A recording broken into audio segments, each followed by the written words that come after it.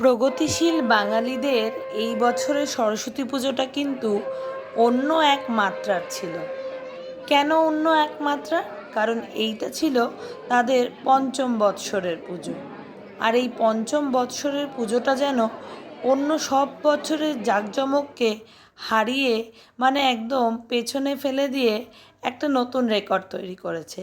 এই দেখছেন তো অঞ্জলির এই দৃশ্যটা, এরকম প্রায় 4টে ফুল ব্যাচের অঞ্জলি হয়েছে। গত বছর এই মণ্ডপেই এনাদের সবার সঙ্গে পরিচয় আমার, আমাদের প্রোগ্রেসিভ বাঙালি দাদা বৌদিদের সঙ্গে, আর ছোট্ট খুদেদের সঙ্গেও, ভাই বোনেদের সঙ্গেও, দাদা দিদিদের সঙ্গেও।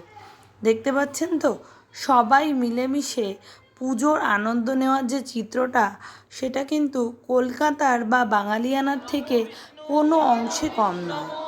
গোপাল হালদার ঠাকুরমশাই যিনি আছেন, যাকে আপনার ভিডিওতে এত সুন্দরভাবে সুস্পষ্টভাবে মন্ত্রোচ্চারণের মাধ্যমে অঞ্জলি সুসম্পন্ন করতে দেখছেন, তিনি কিন্তু প্রত্যেক বছরই আমাদের পুজোটি করে থাকেন।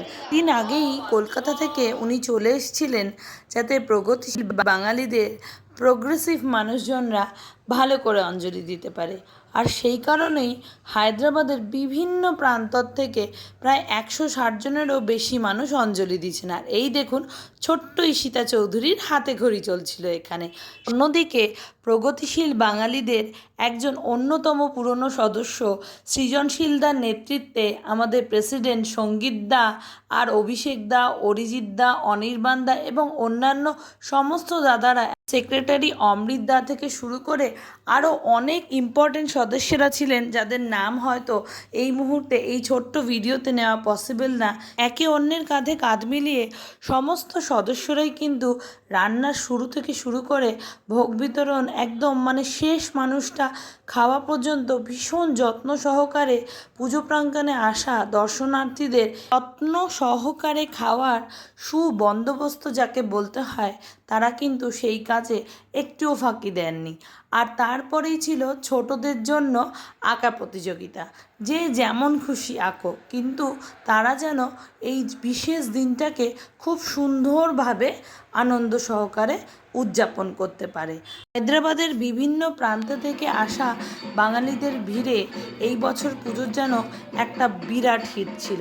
তার কারণ 160 জনের বেশি মানুষ এই বছর অঞ্জলি দিয়েছেন প্রগতিশীল বাঙালিদের পঞ্চম বৎসরের পুজোতে, আর 220 জনেরও বেশি মানুষের প্রতি ভোগ বিতরণ করা হয়েছিল।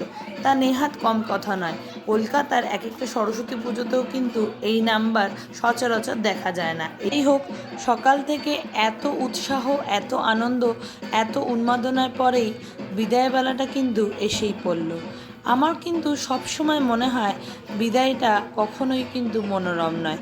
একমাত্র এই বিসর্জনের সময়টা দুঃখের মাঝেও কিন্তু আমরা আনন্দ করি এইভাবে যে আসছে বছর যেন মা তোমাকে নিয়ে আমরা এরকমই আনন্দ করতে পারি। ভিডিওর একদম শেষ লগ্নে আমি প্রগতিশীল বাঙালিদের অনেক অনেক ধন্যবাদ জানাতে চাই। এই পুজোটা আমাকে অনেক কিছু দিয়েছে।